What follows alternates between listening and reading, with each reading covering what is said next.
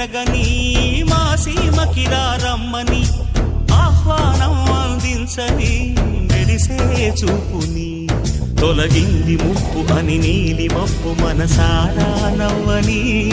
చిరుజల్లు ముంపు మన ముంగిలంత ముత్యాలే చల్లని